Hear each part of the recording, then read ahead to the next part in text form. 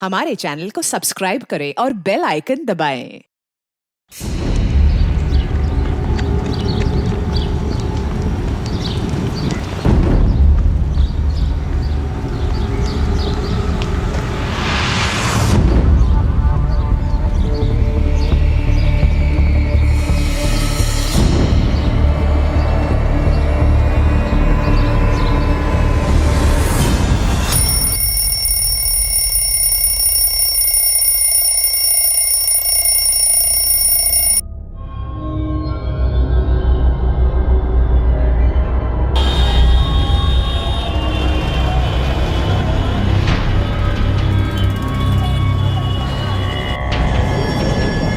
फिर से वही सपना देखा।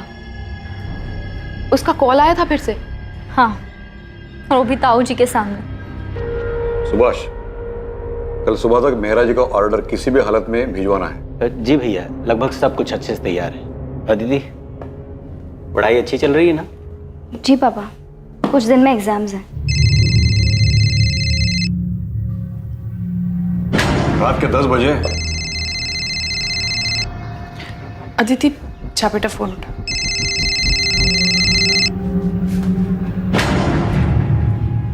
Hello hello. नहीं नहीं नहीं, कुछ नहीं चाहिए हमें। मैंने कितनी बार बोला है, और आप प्लीज इतनी रात को कॉल मत कीजिए। अदिति, 1 महीना हो गया है अब। हर बार नए नए लैंडलाइन नंबर से कॉल्स आ रही हैं। और कितने नंबर ब्लॉक करेगी यार तू? लेकिन सिया। लेकिन क्या अदिति, शक्ल देख अपनी, हवाइयां उड़ी हुई हैं। रात को चैन से सो तक नहीं पाती है। ऐसा कब तक चलेगा यार? किसी और से नहीं तो एटलीस्ट अपने पापा से तो शेयर कर। हाँ बिल्कुल, ताकि वो सीधा जाकर ताऊ जी को बता दे, और फिर मेरी पढ़ाई कॉलेज सब बंद। तो ताई जी को ही बता देना। नहीं बता सकती यार सिया। ताई जी और पापा को कोई बात पता हो और वो ताऊ जी को जाकर ना बताए, ऐसा हो ही नहीं सकता। घर पे एक सामान यहाँ से वहाँ नहीं होता उनकी मर्जी के बिना। तो समझ नहीं रही है यार, ये कमीना कॉलर हो कौन सकता है?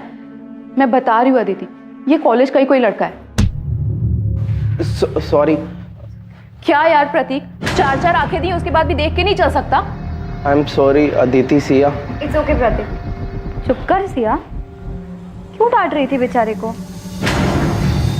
शेक्सपियर ने कहा है, we know what we are and know not what we may be. मतलब हम खुद को जानते तो हैं मगर पहचानते नहीं। वक्त और हालात उसे उसकी पहचान देते हैं, क्योंकि हालात की आंधी इंसान के इस बनावटी मुखौटे को उठा देती और उसे खुद से रूबरू कराती है। अरे क्लास का समय हो गया, बाकी का ड्रामा क्लास में। चलें? अदिति, तुमने अभी तक अपना असाइनमेंट सबमिट नहीं किया? सर वो तुमने आज तक कभी लेट सबमिशन नहीं किया और इस बार तुम 4 दिन लेट हो। क्या हुआ, कोई प्रॉब्लम है? हाँ सर, एक्चुअली प्रॉब्लम तो है। नहीं नहीं सर, कोई प्रॉब्लम नहीं है।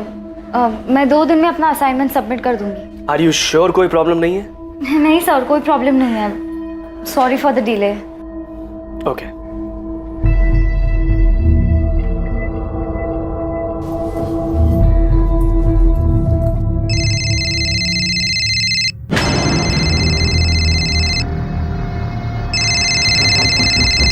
बेटा अदिति, फोन तो मेरा बजा, तुम क्यों चौंक गई? लाओ दो फोन। हेलो, हाँ पार्सल भिजवा दीजिए। हाँ हाँ ठीक है, चलेगा। बेटा अदिति, तो ठीक है ना? हाँ ताई जी, मुझे क्या होना था? तेरे ताऊजी और मैंने तेरी माँ से प्रॉमिस किया था, उन्हें वचन दिया था कि हम तेरा ख्याल रखेंगे। मैं तेरे साथ हमेशा हूं। बस 3 साल पहले इस घर में जो गलती हुई थी वो तुम मत दोहराना। नहीं ताई जी, मैं ऐसा कुछ नहीं करूंगी।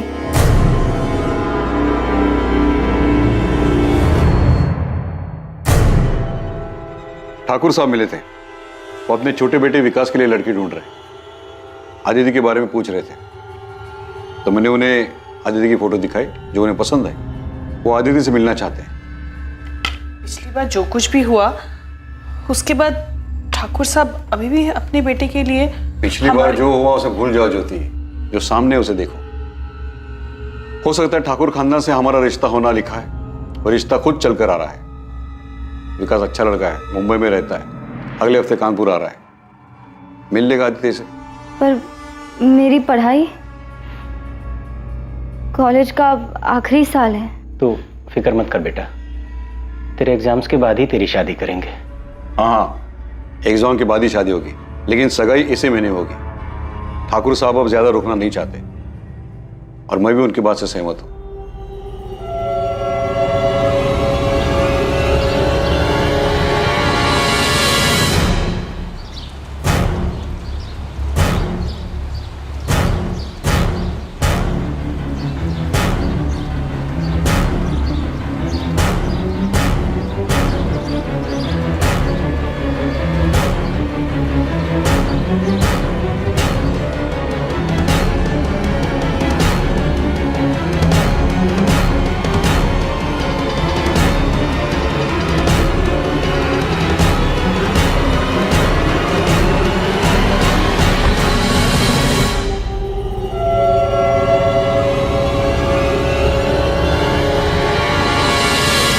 तू जानती तो है, ताऊजी के साथ कोई बहस नहीं कर सकता।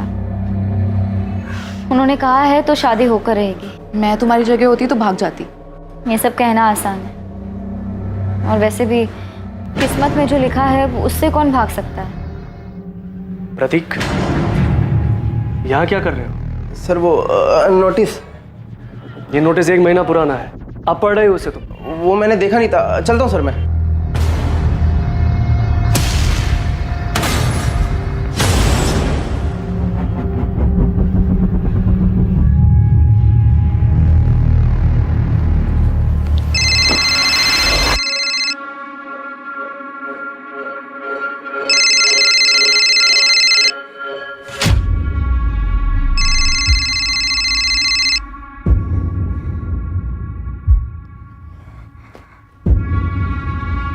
हेलो हेलो हेलो, कौन बोल रहा है? कुछ बोलते क्यों नहीं? क्यों परेशान कर रहे हो मुझे? अदिति, तुम सिर्फ मेरी हो। मैं तुम्हारी शादी किसी और से नहीं होने दे सकता। कौन हो तुम? Hello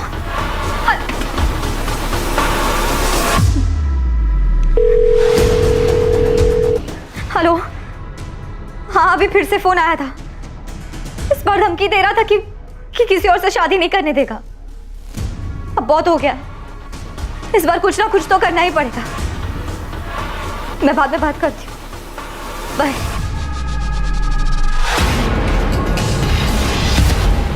horror is the removal of mask, यानी कि अक्सर हर मुखौटे के पीछे की सच्चाई डरावनी होती है। और यह बात काफी हद तक सच है, क्योंकि ज्यादातर लोगों की असल शख्सियत, उनकी मंशा, उनके ऊपरी चेहरे एक मुखौटे के पीछे छिपे रहते हैं। ब्लैंक कॉल्स करना, किसी का पीछा करना, गुमनाम संदेशे भेजना, ये सभी अलग अलग तरीके हैं किसी को परेशान करने के, जिनका इस्तेमाल सिर्फ कायर लोग करते हैं, क्योंकि वो सबके सामने अपना असल चेहरा दिखाने से डरते हैं। 22 वर्षीय अदिति रावत भी पिछले 1 महीने से ऐसी ही परेशानी से गुजर रही थी, और काफी दिनों तक नजरअंदाज करने के बाद उस दिन अदिति ने आखिरकार मदद मांगने का फैसला किया। क्या समय रहते अदिति को मदद मिल पाएगी, या फिर उसने मदद मांगने में बहुत देर कर दी?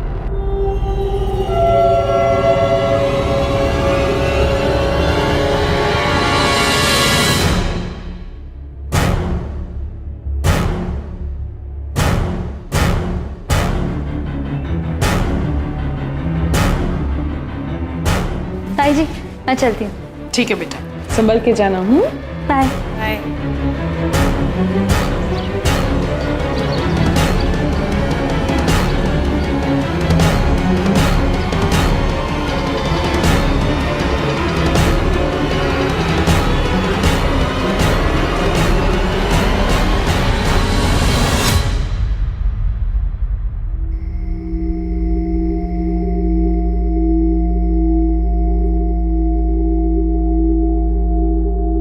कॉलेज तो 5 बजे ही बंद हो गया था। पूरी कॉलोनी में देख के आ गया, पता नहीं ये अदिति कहाँ चली गई।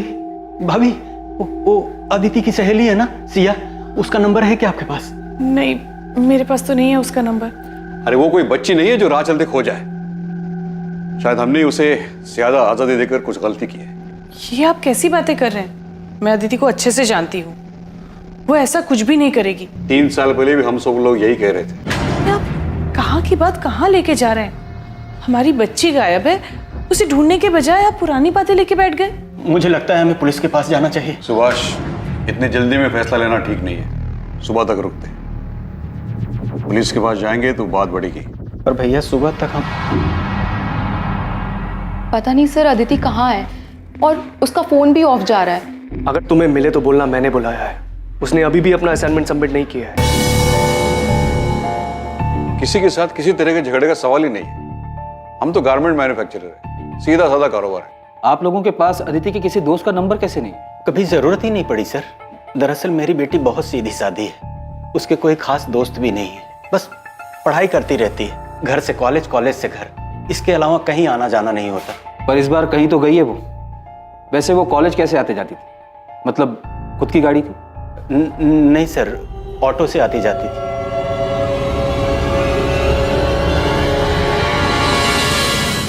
हम अदिति की फोटो आसपास के थानों में भेज रहे हैं, उसके कॉल रिकॉर्ड्स भी मंगवाए, जिससे पता चल जाएगा कि उसने लास्ट बात किससे की। कल 3 सितंबर को अदिति कॉलेज ही नहीं आई थी? जी नहीं, पिछले कुछ दिनों से ना वो थोड़ी सी परेशान लग रही थी। मैंने उससे पूछा भी था कि कोई दिक्कत है, उसने बताया ही नहीं। शायद उसकी दोस्त सिया को पता हो, शायद उसे कुछ बताया हो।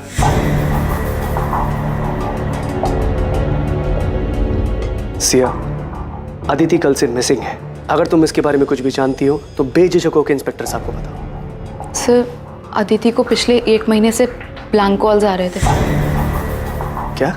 हाँ सर, और उसने इस बारे में अपने घर पे किसी को कुछ भी नहीं बताया था, क्योंकि उसके घर वाले बहुत पुराने ख्यालात के हैं। पर सिया, जब मैंने तुम लोगों से पूछा था कि ऐसी कोई दिक्कत है तो कम से कम मुझे तो बताना चाहिए था ना। सिया, कोई अंदाजा ऐसा कौन कर सकता है? कॉलेज का कोई हो सकता है? हाँ सर, मुझे भी ऐसा ही लगता है। इनफैक्ट मैंने अदिति को कई बार बोला था कि कोई कॉलेज का ही होगा। तुम उसकी दोस्त हो, हमेशा उसके साथ रहती हो। कुछ तो नोटिस किया होगा तुमने कि अदिति को कोई लड़का लाइक करता हो, उसके आसपास घूमता हो। नहीं सर, अदिति ज़्यादा लड़कों से बातचीत नहीं करती थी। इनफैक्ट वो किसी से भी ज़्यादा बातचीत नहीं करती थी। विनीत जी, मुझे क्लास के सारे स्टूडेंट से बात करनी होगी, शायद उन्होंने कुछ देखा हो, और क्लास के सारे स्टूडेंट की नेम लिस्ट चाहिए होगी मुझे। जी। सिया, अदिति कॉलेज कैसे आती जाती थी? ऑटो में? वैसे तो ज़्यादातर लोग ऑटो से ही आते जाते हैं, लेकिन मैंने अदिति को कई बार प्राइवेट टैक्सी करते हुए देखा है।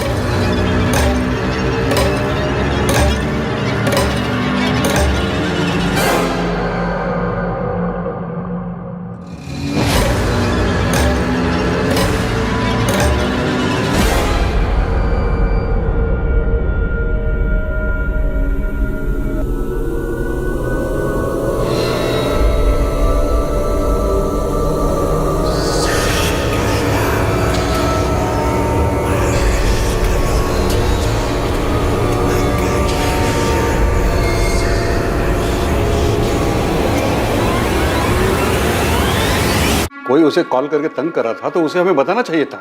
मेरी गलती है, मैं ही शायद उसका ठीक से ध्यान नहीं दे पाया।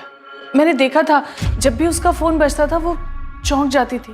मुझे लगा शायद वो अपनी। आप कह रहे थे कि आप अदिति की कॉल रिकॉर्ड्स निकलवाने वाले हैं, उससे कुछ पता चला? कॉल रिकॉर्ड कल तक आएंगे जगमोहन जी। तब तक हम आपके घर के आसपास चलने वाले ऑटो और टैक्सी वालों से बात कर रहे हैं, लेकिन अभी तक अदिति को किसी ने पहचाना नहीं है। वैसे अदिति की फ्रेंड सिया का कहना है कि वो अक्सर प्राइवेट टैक्सी से आती जाती है।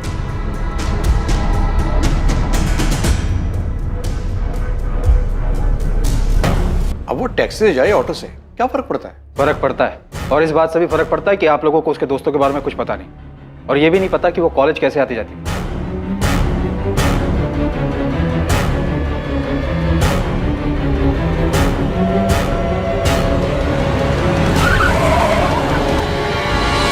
हमारी गलती है, पर वो ब्लैंक कॉलर वाली बात से मुझे बहुत डर लग रहा है। आप प्लीज मेरी बेटी को ढूंढ दीजिए। सर, अदिति राउत के कॉल रिकॉर्ड्स आ गए सर, और सर अदिति के फोन पे आखिरी कॉल जिस नंबर से आया था वो फिलहाल स्विच ऑफ है, किसी शाहिद बेग का है, और दोनों में काफी बातचीत होती थी सर। शाहिद बेग? लेकिन इस नाम का तो कोई स्टूडेंट अदिति की क्लास में नहीं है। और ये पिंक नंबर किसके? सर ये 6-7 पीसीओ के नंबर से, इनसे अदिति को लगभग 20-30 सेकंड के कॉल्स आया है। पक्का इन्हीं पीसीओ से अदिति को ब्लैंक कॉल किया गया होगा। और शायद इन कॉल्स के डर से ही अदिति ने टैक्सी में आना जाना शुरू किया होगा सर। मुझे इन सारे पीसीओ के एड्रेस चाहिए, जल्द से जल्द।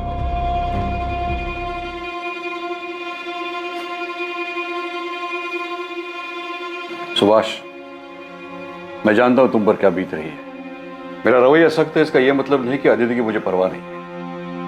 और मेरी भी तो बच्ची है। गलती मेरी है भैया, मैं उसे समझ नहीं पाया। उसकी मां की मौत के बाद मुझे उसका ज्यादा ख्याल रखना चाहिए, उसे बोलने तक का मौका नहीं दिया। अगर ऐसा करते तो शायद वो उन ब्लैंक कॉल्स के बारे में बता देती। मैंने शायद उसे पहचानने में भूल कर दी, उस पर शक किया। मुझे लगा वो भी हमें धोखा देकर भाग गई, लेकिन मैं किसी भी हालत में उसे घर वापस लाकर ही रहूंगा। तब ये रोड का पीसीओ है। अब 4 घंटे पहले कौन आके गया मुझे याद नहीं है। हाँ साहब, सीसीटीवी लगवाया ना, आजकल क्या मालूम कब जरूरत पड़ जाए। ये तारीख है, इस टाइम के बीच के सारे सीसीटीवी फुटेज चाहिए मुझे सर। 6 पीसीओ में से सिर्फ 2 जगह सीसीटीवी था। और सर एक पीसीओ से 21 अगस्त को कॉल आया था अदिति को रात को 11:15 बजे। और दूसरे पीसीओ से 31 अगस्त को कॉल आया था रात को 10:35 पर। आई होप हमें वो कॉलर दिख जाए।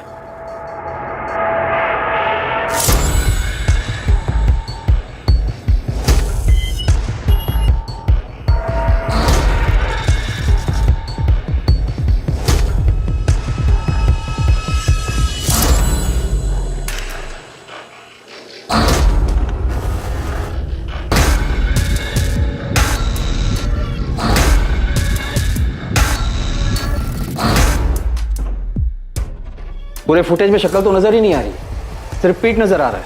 काफी शातिर मालूम पड़ता है, कैप पहनकर आया था। जी सर। हाँ सर, मैं अभी आती हूँ। ध्यान से देखना सिया, चेहरा नहीं दिख रहा है, पर शायद बॉडी लैंग्वेज से तुम पहचान जाओ।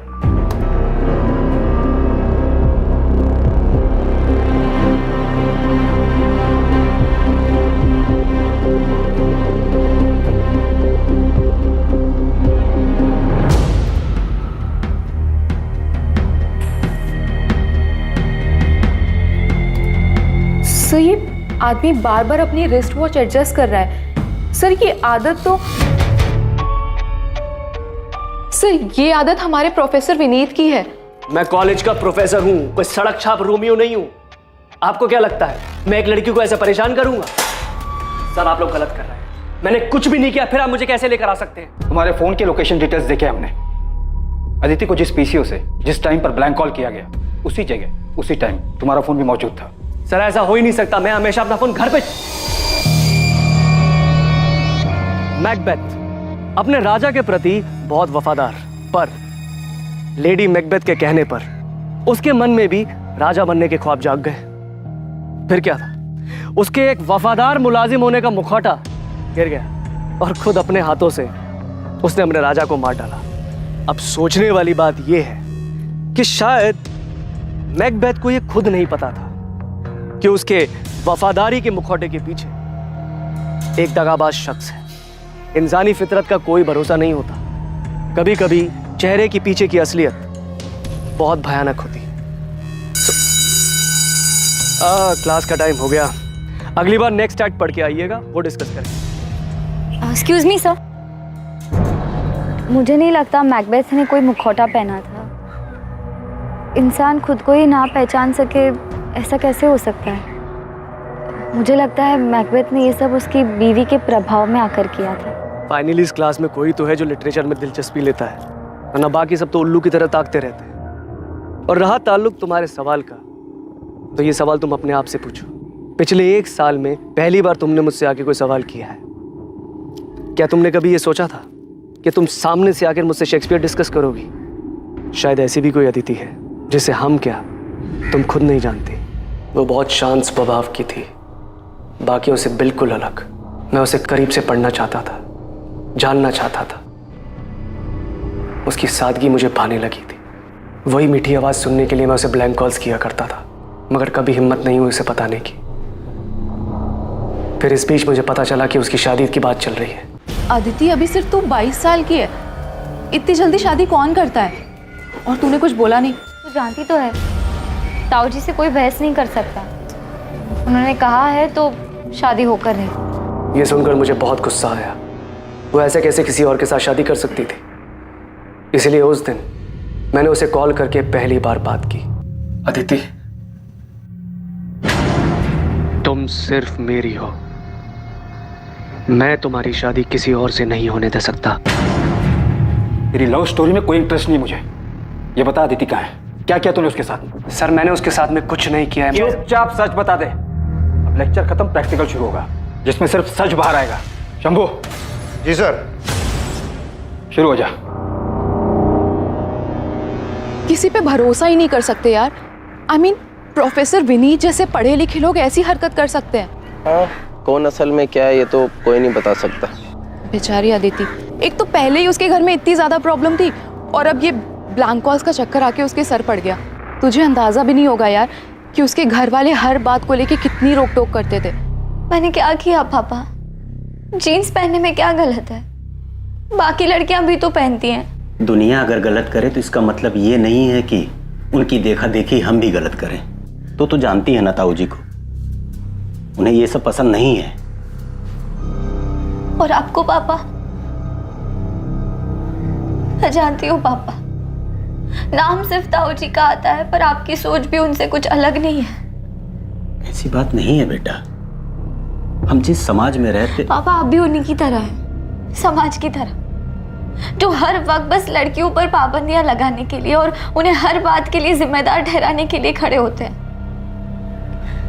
काश आज माँ जिंदा होती, वो ऐसा कभी नहीं होने देती। अदिति। सर, अदिति को मैंने किडनैप नहीं किया है। ये आप मुझे कहाँ लेके जा रहे हैं? मैं कोई क्रिमिनल नहीं हूँ। कोर्ट में पेशी है तेरी। हमने अर्जी दाखिल की तुझे रिमांड पर लेने के लिए। अब देखते हैं तू सच कैसे नहीं बोलता। 10 दिन हमारे साथ जेल में रहेगा ना तो सब उगल देगा। सर, एक बात बहुत अजीब थी। अदिति रोज एक प्राइवेट टैक्सी में आया जाया करती थी और यही नहीं, रोज वो टैक्सी एक ही होती थी।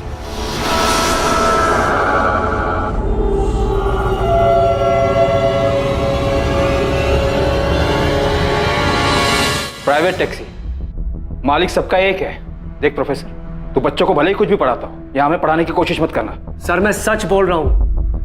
अक्सर कॉलेज खत्म होने के टाइम पर मैं गेट पे खड़ा रहता था अदिति को जाते हुए देखने के लिए। तब मैंने कई बार देखा वो व्हाइट कलर की प्राइवेट टैक्सी में ही जाया करती थी।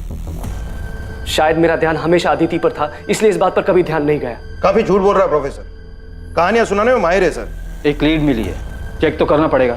4 दिन हो गए, अभी तक अदिति अपने घर वापस नहीं लौटी है। और वैसे भी प्रोफेसर विनीत के कॉल रिकॉर्ड साफ है। तुम खबरी आसिफ से बात करो, बोलो कि एक व्हाइट कलर की प्राइवेट टैक्सी है जिस पर मालिक सबका एक है लिखा हुआ है, उसके बारे में पता करें। जी सर। आसिफ को बोलना कि कॉलेज के आसपास पता करें, टैक्सी रोज वहीं जाती थी।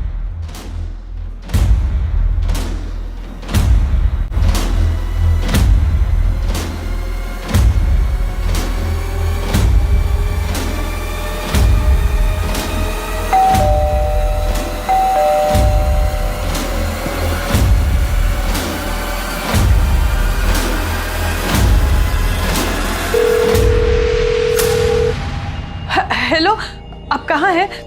तुरंत घर आ जाइए। अरे लेकिन हुआ क्या है? जिसका डर था वही हुआ।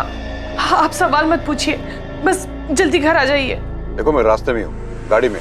तुम साफ साफ बोलो क्या हुआ है।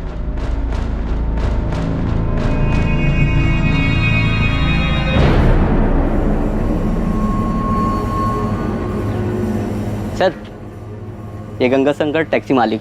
पर ये टैक्सी मेरी है, लेकिन मैं इसे किराए पर देता हूँ। इसका ड्राइवर शाहिद बेग।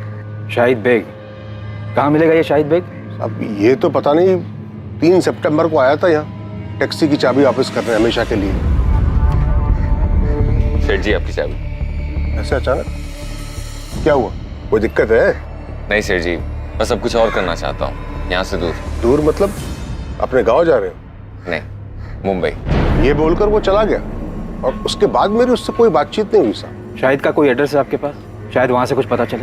हाँ, शाहिद जिस बस्ती में रहता है वहां का एड्रेस है मेरे पास। सर, अदिति के फोन पे आखिरी कॉल किसी शाहिद बेग का ही था। ये वही होगा, नंबर क्रॉस चेक करो। अदिति और शाहिद में देर रात तक लंबी बातें होती थी, पर यह समझ में नहीं आ रहा है कि अदिति एक टैक्सी ड्राइवर से इतनी क्यों बात करेगी। साहब, ये रहा शाहिद का पता हुआ उसका फोन नंबर।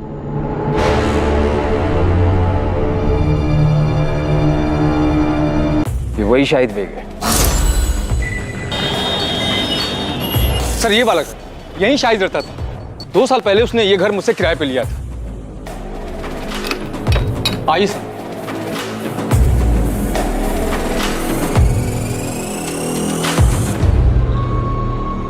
शाहिद ने कमरा कब खाली किया?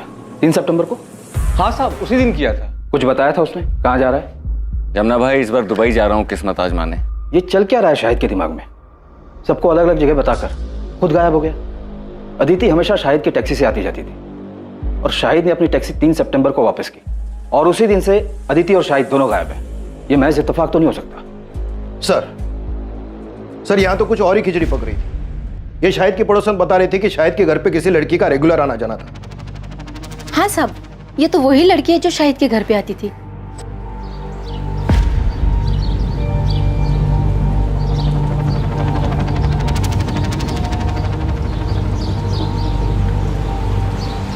साहब, ये लड़की का और शाहिद का चक्कर चल रहा था। पर साहब एक बात बोलूं, ये दोनों साथ में बहुत खुश दिखते थे और ये लड़की तो शाहिद को बहुत प्यार करती थी साहब। खुशी खुशी उसके घर का सारा काम कर लिया करती थी।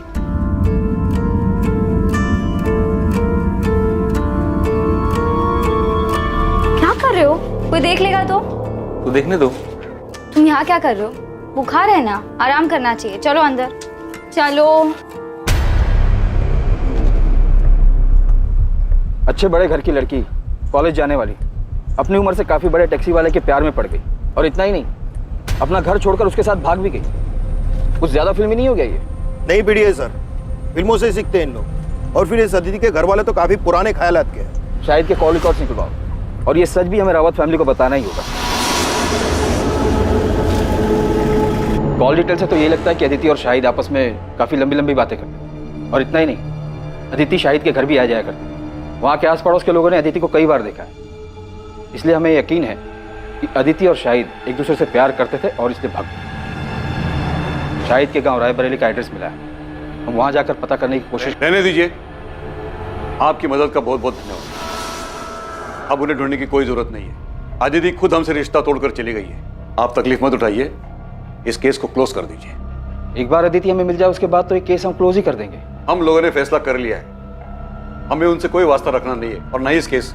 जब आप लोग खुद अदिति को नहीं ढूंढना चाहते तो ये केस हम क्लोज कर देंगे।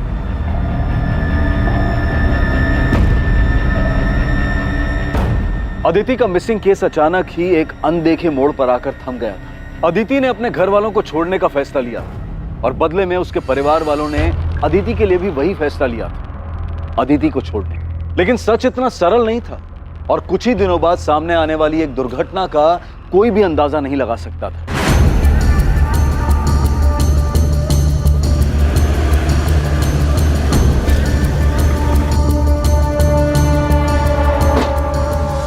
सर इस तरफ आइए, दिखाता हूं आपको। सर, विक्टिम का गला घोटा गया है, कपड़े भी फटे हुए हैं, शायद रेप किया गया है और इस लाश को इस बोरी में लाया गया है। लड़की गांव की रहने वाली नहीं लगती है। मैंने आसपास के लोगों से पूछा, इसकी फोटो भी दिखाई, लेकिन कोई पहचान नहीं पाया है। डेड बॉडी को पोस्टमार्टम के लिए तो भेजिए दो, इसकी फोटो भी आसपास के थानों में भेज दो, शायद वहां से आइडेंटिफाई हो जाए। विक्टिम की फोटो दिल्ली, नोएडा और आसपास के थानों में भेजी, लेकिन अभी तक कोई रिस्पांस नहीं आया है। शायद विक्टिम यहाँ की हो ही नहीं। तो एक काम करो, हमारे सोशल मीडिया ग्रुप की हेल्प लो और विक्टिम की फोटोज उसमें भी सर्कुलेट करो।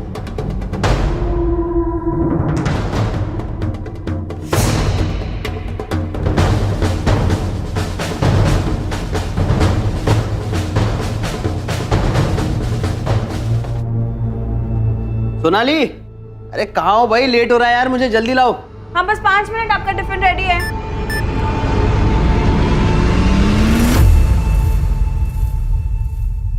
ए सोनाली, मेरा टिफिन रेडी हुआ कि नहीं? क्या हुआ?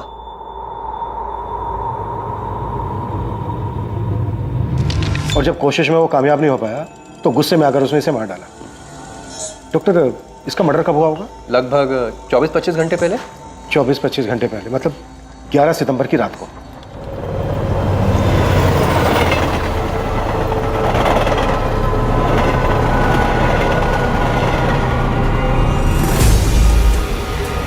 ऐसे नहीं, ऐसे बना, ठीक है? आजा। बस करो भी बतख जैसे मुंह बनाना। ये कपड़े पहन ले सोनाली, तेरे पापा आते ही होंगे। आप आओ, हमारे साथ फोटो खींचो। अरे मैं कहाँ? बैठो यहाँ बैठ। अरे मुझे नहीं आता ये सब। हाँ। हमारी फोटोज ही नहीं है साथ में। देखो सिर्फ आपको बस ऐसे करना है। कैसे? ऐसे, ठीक है? आओ।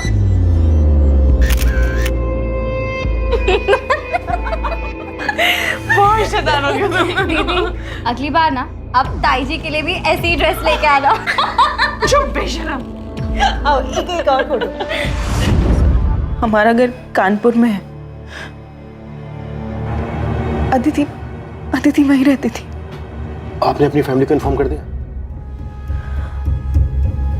नहीं सर, हिम्मत नहीं उन्हें फोन करने की। पिछले 3 सालों से कोई बातचीत नहीं है हम लोगों के बीच में, क्योंकि मैंने भागकर भानु से शादी की थी। वो आखिरी बार था जब मैंने उसे देखा था। आप हमें अपना कानपुर का एड्रेस दे दीजिए और अपने घर वालों के फोन नंबर्स, हम इन्फॉर्म कर देंगे।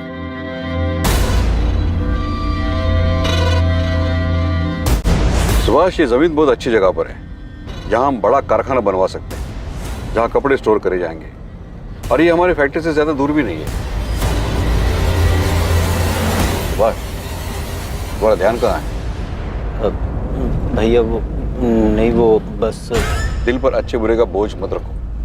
हमने कुछ गलत नहीं किया है। जो भी कुछ हुआ है उसके लिए अदिति खुद जिम्मेदार है। इसके बारे में बात करना भी फिजूल है। जो हुआ उसे भूल जाओ। सोनाली ने जो नंबर दिया था उस नंबर पर रिंग तो जा रही है, पर कोई फोन उठा नहीं रहा है। असल मैंने कानपुर पुलिस स्टेशन के पीएसआई अजय माथुर जी से बात की। अदिति की मिसिंग कंप्लेंट वही हैंडल कर रहे थे। 4 सितंबर को मिसिंग कंप्लेंट फाइल की गई थी। हाँ, अदिति रावत, उसके मिसिंग कंप्लेंट की इन्वेस्टिगेशन मैंने ही की थी, अभी कुछ दिन पहले की बात है। हाँ, एक टैक्सी ड्राइवर था शाहिद बेग नाम का, अफेयर था दोनों का, उसी के साथ चली गई थी। हम उन दोनों को ढूंढने में आगे बढ़ ही रहे थे कि अदिति की फैमिली ने केस क्लोज करने के लिए बोल दिया। सुधा, तुम तुरंत कानपुर के लिए निकलो और अदिति की फैमिली से मिलो। तब तक हम यहाँ सोनाली से बात करके देखते हैं, शायद उसे शाहिद के बारे में कुछ पता हो। Okay sir. सर, ये अदिति और शाहिद की जोड़ी थोड़ी अजीब नहीं है? अदिति एक अमीर लड़की है, शाहिद एक टैक्सी ड्राइवर। सोचने वाली बात यह है कि इन दोनों का मेल हुआ कैसे? आखिर अदिति को शाहिद से प्यार कैसे हुआ? उन दोनों में आखिर क्या मेल हो सकता था? इंसान के मन मंशा की कोई वजह नहीं होती। इस प्रेम कहानी में भी कुछ ऐसा ही हुआ।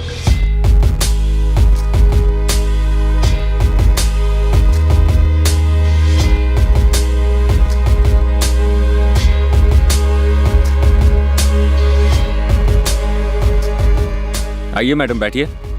नहीं, आप जाइए, मैं ऑटो ले लूंगी। मैडम, आप ऑटो का किराया दे देना।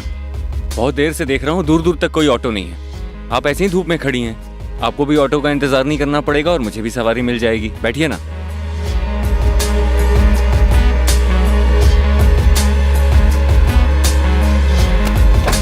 ये उनकी पहली मुलाकात थी। मतलब तुम अदिति के रेगुलर टच में थी? हाँ सर, अभी इसी साल हमारी बातचीत शुरू हुई थी। घर से भागने के बाद बड़ी हिम्मत करके मैंने उसे फ़ोन किया था। उसने घर पे किसी से नहीं बताया था कि हम लोगों के बीच में बात होती है, क्योंकि मेरे पापा यानी अदिति के ताऊजी बहुत ज़्यादा स्ट्रिक्ट हैं सर, और कोई उनकी मर्जी के खिलाफ जाए ये उनको बिल्कुल पसंद नहीं था। सोनाली, तुमने लव मैरिज की थी, कोई गुनाह नहीं किया था।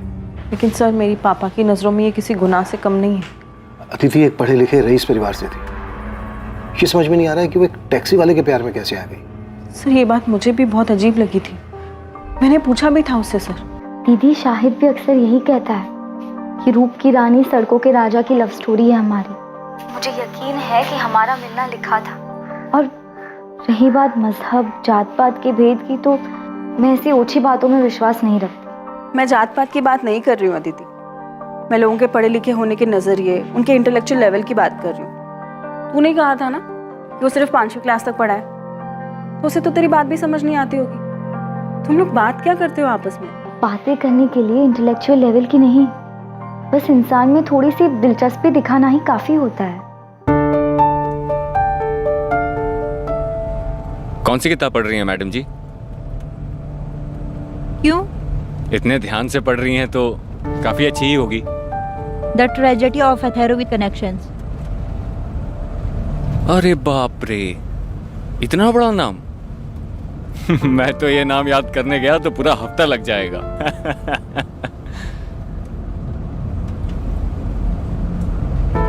मुझे भी किताबें पढ़ने का शौक था बचपन में। लेकिन वो अरमान कभी हकीकत नहीं बन पाया। क्यों? अब्बा का इंतकाल हो गया था बचपन में। इससे पहले कि कुछ समझ पाता, कंधे से स्कूल बस्ता हटाकर सर पे बोझ डाल दिया गया। घर चलाने के लिए अम्मी की मदद करनी थी, तो तब से लेकर अभी तक वही करता चला आ रहा हूँ। मतलब उसने तुझे अपनी दुख भरी कहानी सुनाई और तेरा दिल पिघल गया? मैंने उस पर तरस खाकर उसे पसंद नहीं किया है, बल्कि उसके आने से मुझे पहली बार कोई ऐसा मिला जो बिना किसी मतलब के, बिना किसी उम्मीद के मुझ में दिलचस्पी दिखा रहा है, जो मुझे वक्त देना चाहता है, मुझे सुनना चाहता है। और दीदी आपको पता है, शाहिद बहुत ही जिंदा दिल इंसान है। ना कुछ हुआ है उसके साथ, मगर फिर भी हंसता रहता है और हमेशा मुझे हंसाने में लगा रहता है।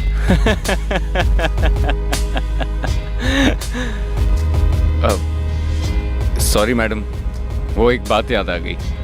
वो मेरी पड़ोसन है ना, उसको जब बुखार होता है ना तो वो बहुत खुश हो जाती है। पता है क्यों?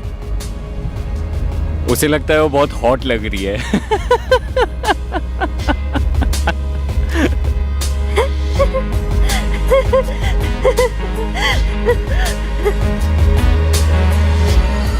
टैक्सी में आते जाते दोनों के बीच प्यार हो गया और बात यहाँ तक आगे बढ़ गई कि दोनों ने भागकर शादी कर ली। सर यही बात मुझे भी परेशान कर रही थी और मुझे नहीं लगा था वो घर से भागकर शाहिद से शादी कर लेगी। क्यों?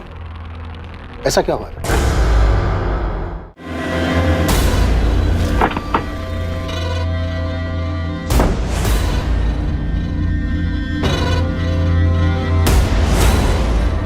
वो टैक्सी वाले शाहिद ने मेरी अदिति को मार दिया। इन्वेस्टिगेशन चल रही है सुभाष जी, लेकिन एक और पॉसिबिलिटी ये है कि शायद शाहिद को भी मार दिया गया होगा। लेकिन मुझे पूरा यकीन है कि उसी कमीने ने आदित्य को मारा होगा। मैंने उसे तभी पहचान लिया था जब वो दोनों शादी करके यहाँ आए थे हमारे पास। क्या आप लोग पहले से जानते थे कि उन दोनों ने शादी कर ली थी? शाहिद पहले से शादीशुदा था, तो फिर अदिति उसके साथ भागी क्यों? सर यही बात तो मुझे समझ नहीं आ रही है। अदिति ने कहा था कि शाहिद ने उसके साथ धोखा किया है। शाहिद ने मुझे धोखा दिया है दीदी। मैं उसके लिए सब कुछ छोड़ने को तैयार थी, उसने मुझे अंधेरे में रखा। छोड़ो, काम करने दो। सारा सामान यहाँ वहाँ फेंक कर रखा है, इसीलिए बीमार पड़े थे तुम। हाँ तो ये बीमारी की तो मेहरबानी है जो तुम मेरे गरीब खाने में आई। हाँ बस। हाँ अब ठीक से सफाई करने दो। ठीक से साफ सफाई नहीं होगी तो वापस बीमार पड़ जाओगे।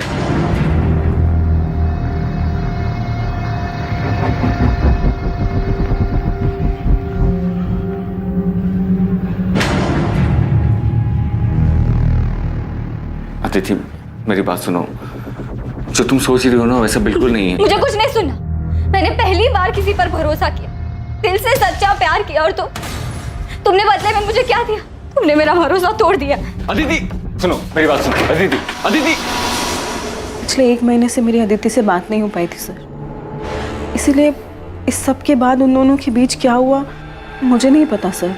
पर अदिति की बातों से ये जरूर लगता था कि वो शाहिद से बहुत ज्यादा प्यार करती है। कौन सा प्यार?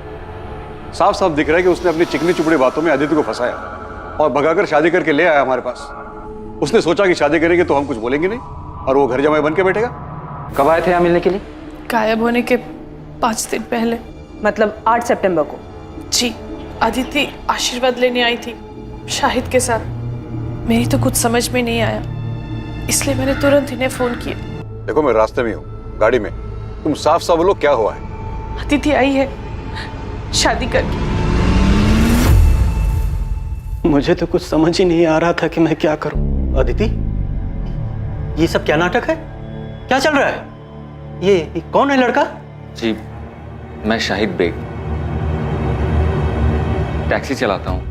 हम दोनों एक दूसरे से बहुत प्यार करते हैं और नई जिंदगी शुरू करने से पहले आप लोगों का आशीर्वाद चाहते हैं। मैं आपसे वादा करता हूँ कि मैं आपकी बेटी को बहुत खुश रखूंगा। पापा प्लीज एक बार मेरा साथ दे दीजिए पापा। सच में शाहिद से बहुत प्यार करती हूँ। इतना बड़ा कदम उठाने से पहले कम से कम एक बार तो बता देती। तेरे ताऊ जी को पता चला ना तो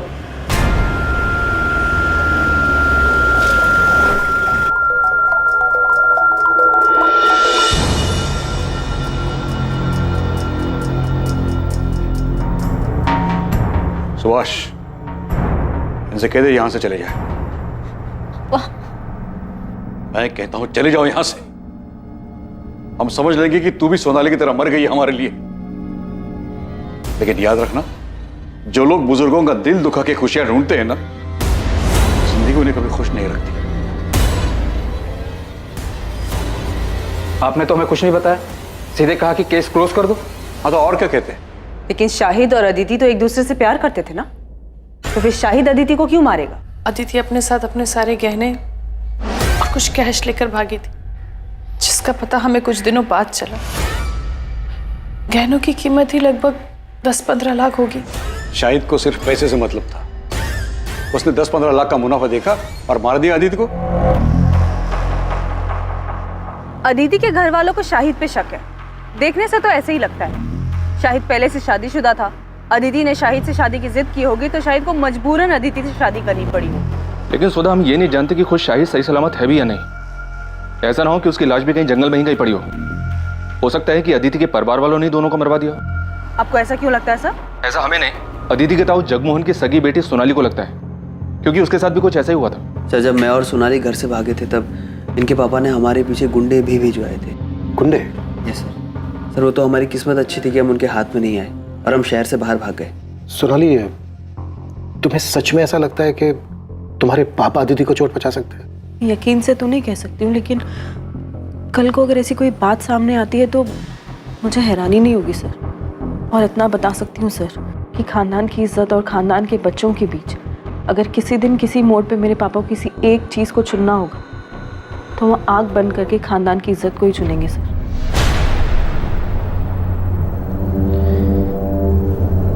अदिति की बॉडी कल सुबह मिलेगी। अदिति ने भले ही अपने औलाद होने का फर्ज ना निभाया हो, लेकिन हम तो बड़े हैं, हमें अपना फर्ज निभाना ही होगा। उसका अंतिम संस्कार करना। इंसान वही होता है जो दूसरों की गलतियों से कुछ सीखे, लेकिन लाख समझाने के बावजूद भी अदिति ने वही गलती दोहराई।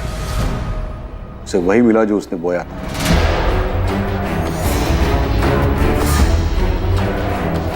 अब आप उसे क्यों कोस रहे हैं? वो तो जिंदा भी नहीं है। जिंदा नहीं है क्योंकि उसने परिवार और इज्जत को छोड़कर एक मक्कार का हाथ थामा था। शरीर की गलती थी, उसको सजा मिल गई, लेकिन आत्मा को मुक्ति मिलना बहुत जरूरी है। इसलिए उसका दाह संस्कार करके हमें अपना फर्ज निभाना है। हमें सबसे पहले ये पता लगाना है कि इस वक्त शाहिद कहाँ है। ये सबके पीछे उसी का हाथ है या फिर वो खुद एक विक्टिम? सर, जहाँ अदिति की लाश मिली उसी जंगल वाले एरिया में हम लोग शाहिद की डेड बॉडी को भी सर्च करें। शायद कोई जंगली जानवर उसे अंदर खींच कर ले गया। अगर खुद शाहिद मर चुका है तो फिर साफ साफ ये ऑनर किलिंग का केस बनता है, और ये काम अदिति के ताऊ जगमोहन और उसके पिता सुभाष का हो सकता है। शक इसलिए भी हो रहा है क्योंकि जगमोहन की बेटी सोनाली को भी अपने पिता पर भरोसा नहीं है। वैसे इन लोगों के अलावा और किसका काम हो सकता है? तो प्रोफेसर विनीत, कानपुर के पीएसआई अजय माथुर बता रहे थे इस प्रोफेसर के बारे में।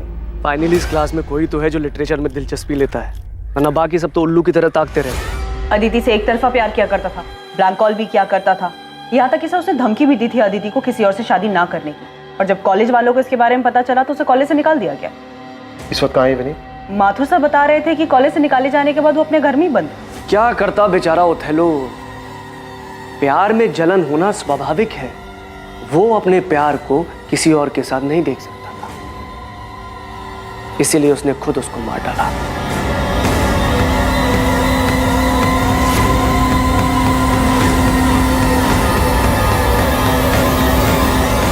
अदिति अपने इर्द गिर्द बंधी बेड़ियों को तोड़कर खुली हवा में सांस लेना चाहती थी। वो अपने मन मुताबिक अपने प्यार के साथ जिंदगी जीना चाहती थी, लेकिन किसी ने उसके सपने के साथ साथ उसे भी मार दिया था।